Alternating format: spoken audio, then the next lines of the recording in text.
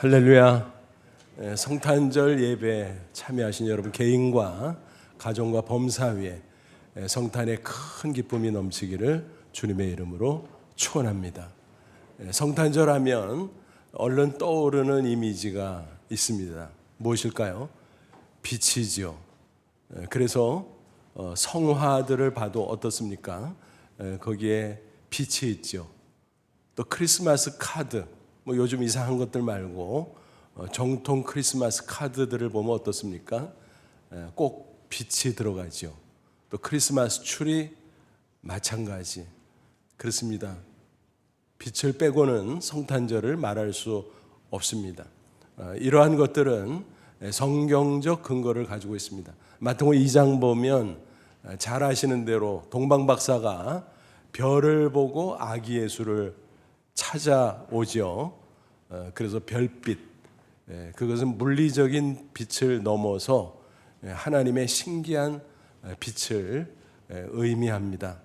또 누가복음 2장 보면 베들레헴 목자들이 들에서 밤새 양떼들을 지키고 있는데 천사가 왔죠. 그래서 아기 예수의 탄생을 이야기합니다. 그런데 사방에 하나님의 영광의 광채가 가득합니다. 역시 일반 물리적인 빛이 아니라 하나님이 비춰주시는 신령한 빛임을 알 수가 있습니다. 이처럼 빛은 성탄과 떼려야 뗄 수 없는 그런 관계를 가지고 있습니다. 오늘 본문에도 보니까 예수님의 성탄을 설명하면서 뭐라고 표현합니까? 예수님은 빛으로 오셨다. 그렇게 증거합니다. 특별히 이사야서는 이런 별명이 붙어 있어요. 구약의 복음서. 왜 그럴까요? 예수 그리스도에 관한 예언의 말씀이 가득 들어 있어요. 그래서 예수님의 모든 성탄으로부터 십자가 또 그 외에 여러 가지에 대해서 예언하고 있습니다. 오늘 본문 9장에 보니까 성탄에 관한 예언이 있죠. 이사야가 700년 전 장차 오실 메시아의 성탄을 분명하게 예언하고 있습니다.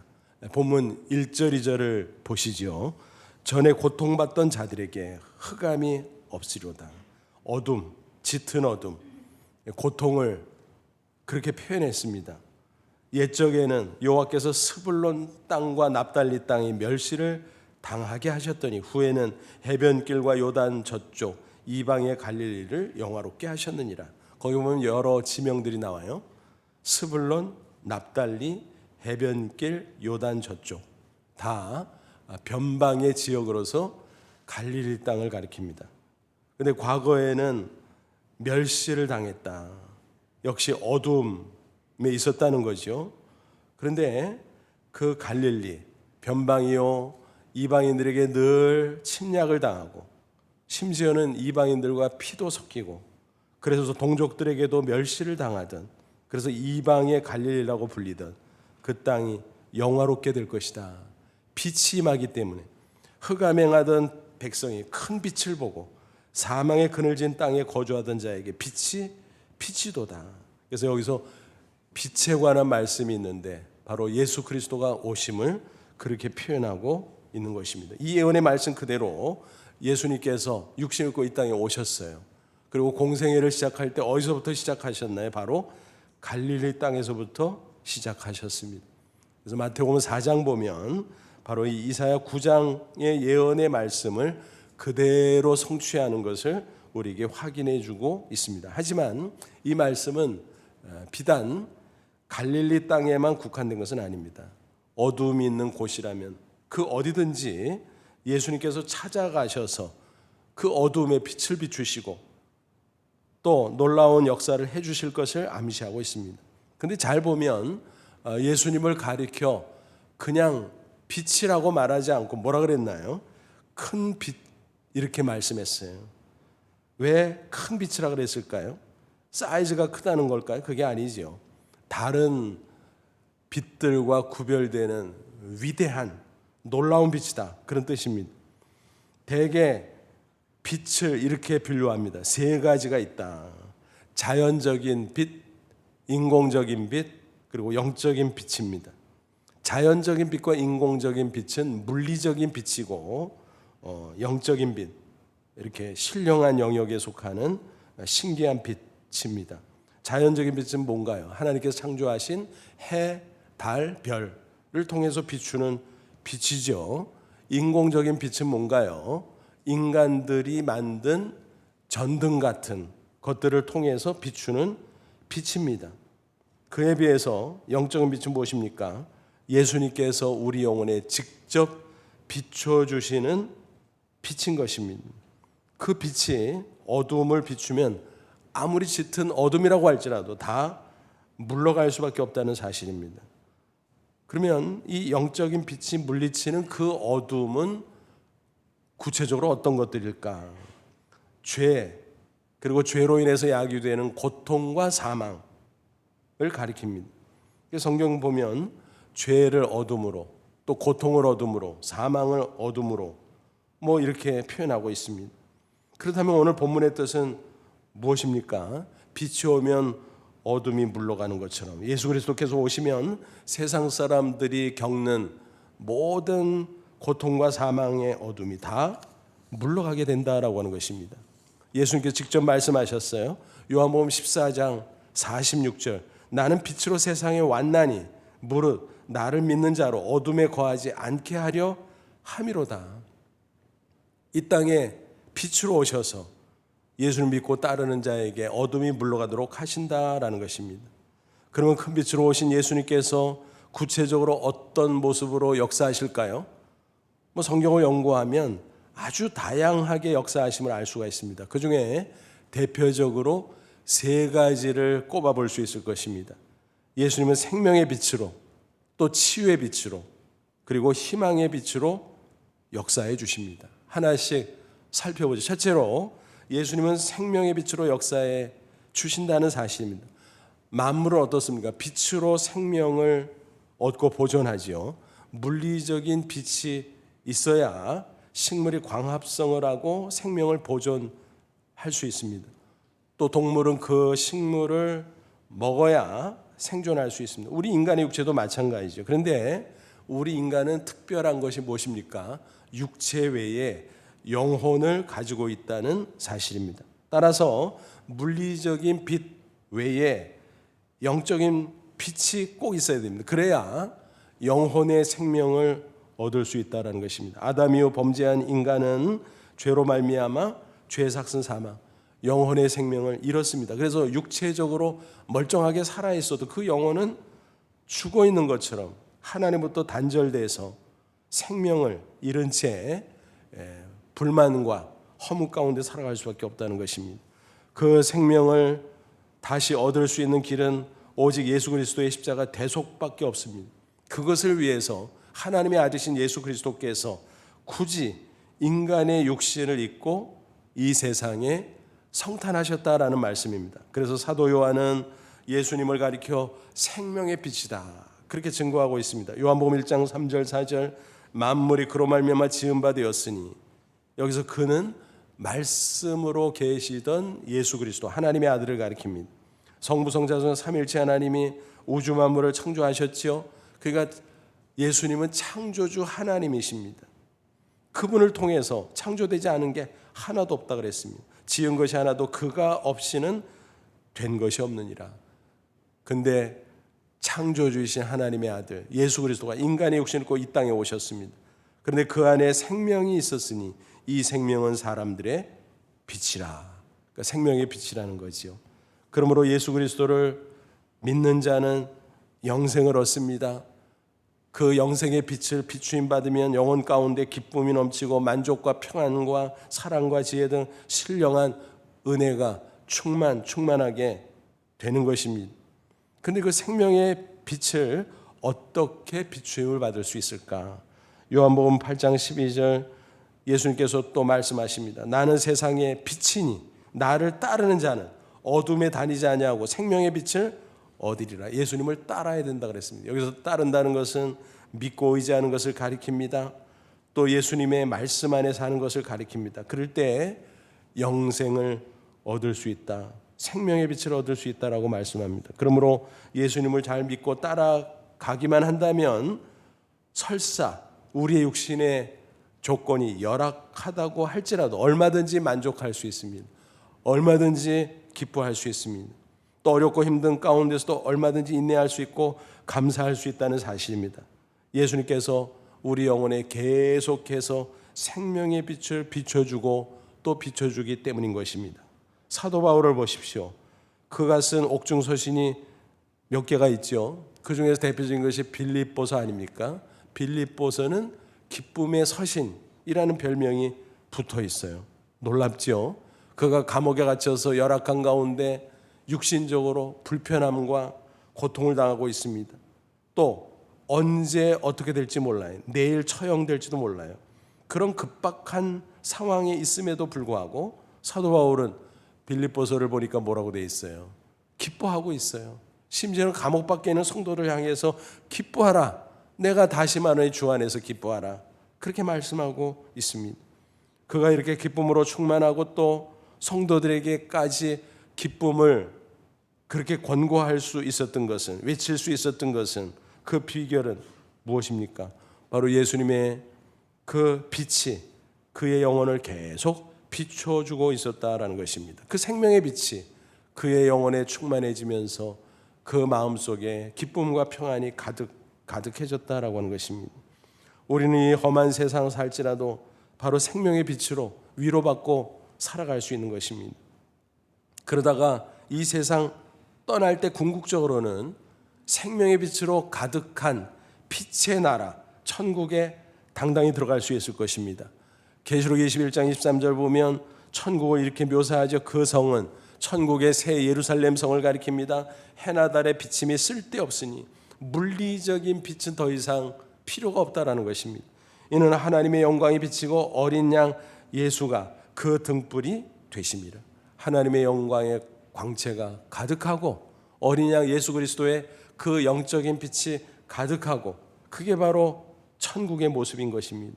그래서 천국은 전등도 필요 없고 해도 달도 필요 없는 신령한 빛의 나라라고 말할 수 있습니다. 저는 어떻습니까? 영혼의 생명의 빛이 있습니까? 그것이 날마다 가득합니까? 아니면 희미해졌습니까? 부디의 성찬절을 맞이하고 보내면서 다시 한번 예수 그리스도의 그 큰 빛이 생명의 빛으로 우리 영혼에 비춰져서 날마다 기뻐하며 감사하며 살아갈 수 있기를 주님의 이름으로 축원합니다. 둘째로 예수님은 우리에게 치유의 빛으로 역사해 주십니다. 인간의 죄로 말미암아 세상은 온갖 질병과 고통으로 가득해졌습니다. 하지만 예수 그리스도의 빛이 찾아오면 그런 것들이 하나하나 치유되고 회복될 수 있습니다.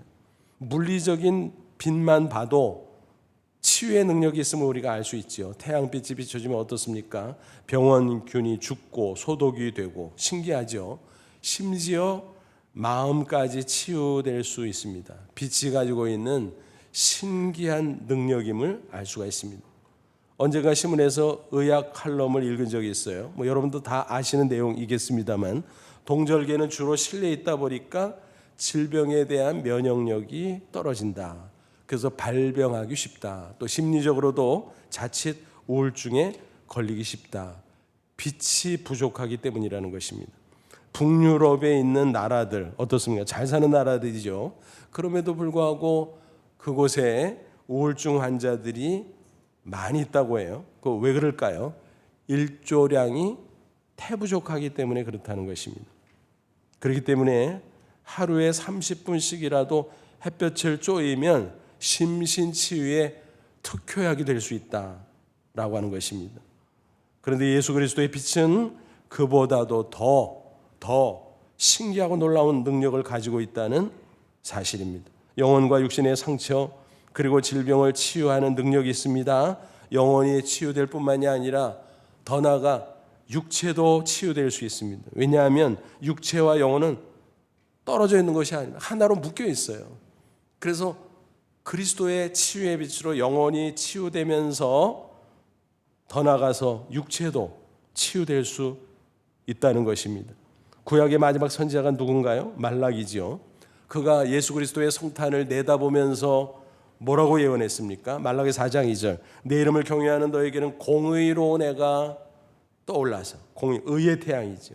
바로 예수 그리스도를 가리키는 것입니다. 치료하는 광선을 비추는, 예수님이 치유의 빛을 비춰주실 것이다. 그러면 너희가 나가서 외양간에서 나온 송아지같이 뛰리라. 여러분 한번 상상해 보세요. 외양간에 갇혀있던 그 송아지 얼마나 답답했겠습니까? 괴로웠겠습니까? 그런데 빛이 비추자 외양간을 박차고 나가서 이리 뛰고 저리 뛰는 그 활력 있는 모습을 상상해 보십시오. 바로 예수님의 빛은 치유의 빛이요, 우리의 상처와 고통과 질병과 모든 것을 치유하고 회복시켜 줄 수 있다는 사실을 꼭 기억하시기 바랍니다. 여러분 혹시 육체원의 고통과 질병이 있으십니까? 예수 그리스도께 치유의 빛을 비춰주시라고 간절히 기도하시기를 바랍니다. 그래서 치유와 회복을 체험하고 영육 간의 강건한 삶을 계속 살아가시기를 주님의 이름으로 축원합니다. 셋째, 예수님은 우리에게 희망의 빛으로 역사해 주십니다. 이 세상은 안타깝게도 하나님이 주인임에도 불구하고 악한 사탄이 득세하는 곳입니다. 사탄은 우리 인간들의 영혼에 자꾸 부정적인 생각을 심어주지요. 또 절망을 심어주지요. 나는 안 돼. 다 틀렸어. 끝장났어. 힘들어 죽겠어. 못 살겠어. 뭐 이런 부정적인 생각과 낙심, 절망을 심어준다는 것입니다. 하지만 예수님은 어떻습니까? 우리 영혼에 항상 긍정과 희망의 마음을 심어줍니다. 괜찮아. 잘 될 거야. 예수님이 함께 하잖아. 우리는 반드시 승리할 수 있어. 뭐 이런 마음을 심어주는 것입니다. 세상은 죄로 말미암아 가난과 궁핍과 실패와 슬픔과 근심 등으로 절망하고 있습니다. 절망은 영혼의 어둠입니다. 영혼을 짓누르는 짙은 어둠.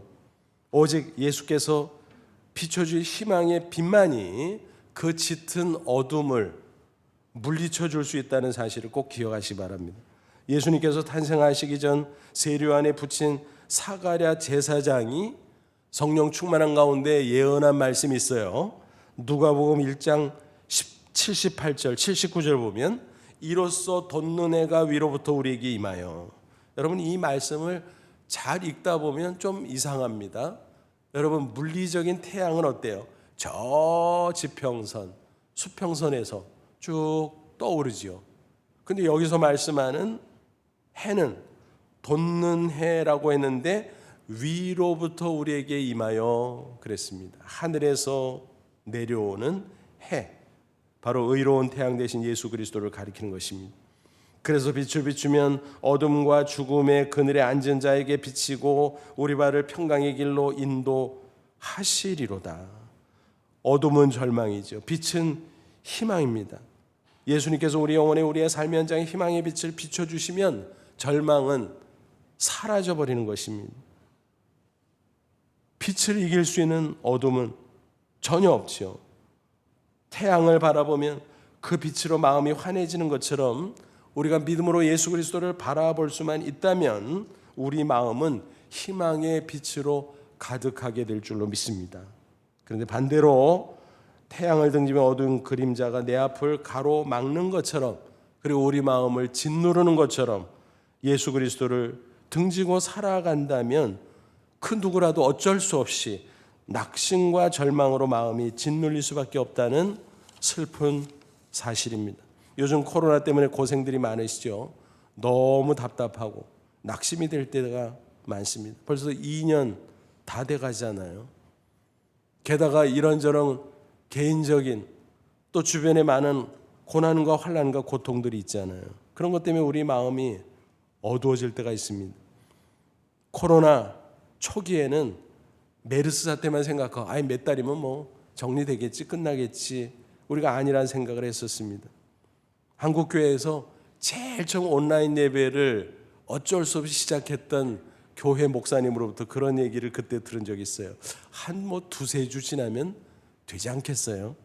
웬걸? 두세 주가 아니라 두세 달이 아니라 벌써 2년이 가까워지고 있다라고 하는 것입니다.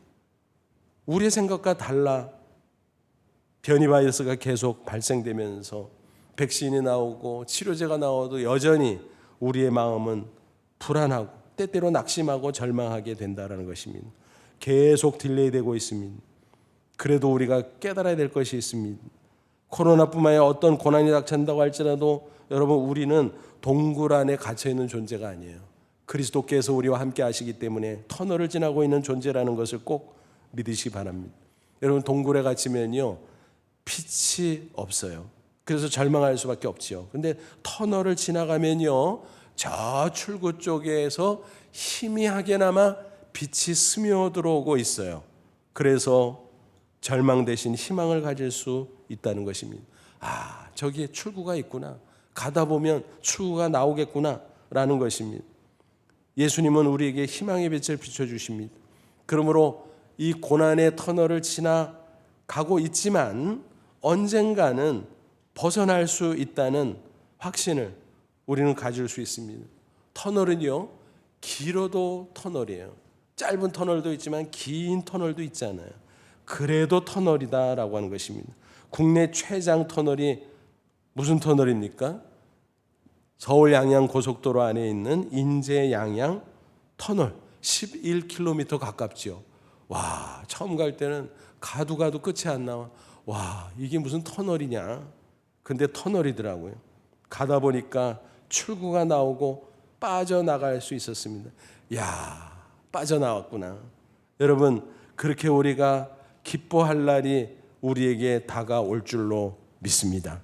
혹시 여러 가지 환난과 고난으로 낙심이 되십니까? 절망 중에 있습니까? 예수님께서 희망의 빛을 비춰주심을 기억하고 주님을 바라보시기 바랍니다. 그래서 그 빛으로 희망을 품고 확신을 품고 꼭 승리하시기를 주님의 이름으로 축원합니다. 미국 오리건주에 있는 뉴호프 커뮤니티 교회의 이야기입니다. 그 교회를 설립하고 오랜 세월 담임했던 데일 갤로웨이 목사님, 그분은 세계적으로도 아주 유명한 분이고 목회자들 사이에서는 소그룹 목회로 아주 잘 알려진 분입니다. 그래서 그분의 책이 우리 한국어로도 번역돼서 많이 읽혀지고 있습니다. 그분의 책에 나오는 아름다운 간증을 소개해드립니다. 그 교회 주일학교에 테디 스톨라드라는 학생이 있었습니다. 근데 아이들에게 끊임없이 왕따를 당했습니다. 교회에서도 학교에서도. 멍한 무표정의 얼굴, 또 악취도 나고, 그러니까 당연히 아이들이 가까이 하려고 들질 않았습니다. 어느 날 톰슨 선생님이 그 생활기록부를 살펴보게 됩니다. 1학년 때 착한 아이입니다. 미래가 보입니다. 그러나 가정 환경이 불우한 편입니다. 2학년 때 조용한 아이입니다. 조금 폐쇄적입니다. 어머니가 불치병을 앓고 있습니다. 3학년 때 학업 성취도가 떨어지고 있습니다. 금년에 어머니가 돌아가셨습니다. 아버지는 아이에게 무관심합니다. 4학년 때 미래가 없어 보입니다. 아버지는 가출했고 이모님이 양육하고 있는데 학대를 당하는 것 같습니다. 선생님은 그것을 살펴보다가 흐르는 눈물을 주체할 수가 없었습니다. 어쩌면 좋은가? 그러다가 내가 할 수 있는 거 실천하자. 그래서 그 아이를 따로 불러서 방과 후에 개인 지도를 해 주었습니다. 그러던 중 성탄절이 됐습니다. 아이들이 선물을 가지고 모였습니다. 하나씩 풀러보는 시간입니다. 그런데 테디의 차례가 됐습니다. 선물 꾸러미를 열었는데 모조품 다이아몬드 목걸이와 손때 묻은 싸구려 향수병이 들어있습니다. 그것을 지켜보던 아이들이 웃음을 터뜨리며 조롱하기 시작합니다. 테디의 얼굴이 새빨개졌지요. 그때 선생님이 나섰습니다. 그 목걸이를 걸면서 예쁘지? 나는 이런 목걸이가 제일 좋더라. 그리고 향수병을 들고 향수를 뿌리면서 말했습니다. 나는 이 향수 냄새를 제일 좋아해. 테디야, 고마워. 선생님이 가져도 되지. 최고의 크리스마스 선물이구나. 그러자 아이들은 머쓱해질 수밖에 없었습니다. 테디는 기뻐서 선생님의 품에 안기며 말했습니다. 선생님 고맙습니다. 그 목걸이는 생전에 우리 엄마가 하시던 거예요. 향수도 엄마가 뿌리던 거예요. 선생님한테 엄마 냄새가 나서 너무너무 기뻐요. 그 후에 세월이 흘러갔습니다. 태댁에서 몇 년에 한 번씩 편지가 왔습니다. 선생님, 저 고등학교 졸업합니다. 반에서 2등 했어요. 몇 년 후에 또 편지가 왔습니다. 선생님, 저 학과 수석으로 대학을 졸업했습니다. 몇 년 후에 또 편지가 왔습니다. 선생님, 제가 메디컬 스쿨을 졸업하고 의사가 됐습니다. 이제 곧 결혼합니다. 결혼식에 오셔서 어머니 자리에 앉아주실 수 있나요? 선생님은 저에게 어머니 같은 분이시니까요. 이 선생님을 통해서 테디에게 비춰진 예수 그리스도의 빛, 그것이 그에게 생명이 되었습니다. 치유가 됐습니다. 그리고 희망이 됐습니다. 예수 그리스도의 그 큰 빛이 한 인생을 변화시켰고, 그를 통해서 수많은 사람들이 계속 변화되고 있다는 놀라운 이야기입니다.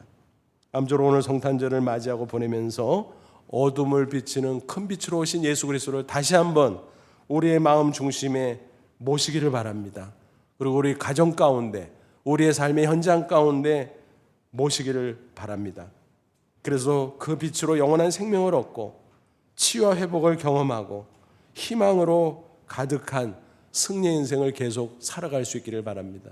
더 나아가 어둠으로 가득한 이 땅에 수많은 사람에게 그리스도의 빛을 반사하며 증거하는 저와 여러분 되시기를 주님의 이름으로 축원합니다. 기도하겠습니다. 이 말씀 붙잡고 기도하죠. 하나님, 그렇습니다. 어둠이 가득한 이 땅에 큰 빛으로 오신 예수님을 찬양합니다. 예수 그리스도를 보내주신 하나님 아버지 감사합니다. 큰 빛이신 예수님을 믿음으로 바라봅니다. 우리에게 생명의 빛을 비춰주옵소서, 치유의 빛을 비춰주옵소서, 희망의 빛을 비춰주옵소서. 그래서 영생의 기쁨을 누리며 치유 회복을 경험하며 희망찬 삶을 살아가게 하시고 그리스도의 빛을 반사함으로 세상의 빛의 사명을 감당하는 저희들이 되게 하옵소서. 다 같이 간절한 마음으로 잠시 기도합니다. 하나님 아버지, 은혜를 진심으로 감사합니다. 큰 빛으로 오신 예수 그리스도를 찬양합니다. 독생자를 보신 하나님을 바라보며 감사 영광을 올려드립니다. 주님의 큰 빛을 바라봅니다. 우리에게 생명의 빛이 되어 주옵소서, 치유의 빛이 되어 주옵소서, 희망의 빛이 되어 주옵소서. 그래서 구원의 확신과 영생의 기쁨으로 가득해 하시고 고통과 질병과 환난으로 가득했던 우리의 삶이 치유되고 회복되게 하시고 낙심하고 절망했던 우리의 심령이 희망의 빛으로 가득할 수 있도록 도와주시기 원합니다. 그래서 당당히 승리하게 하시고 이 세상을 향해 이 놀라운 빛을 반사하는 저희들이 다 되게 해 주시옵소서.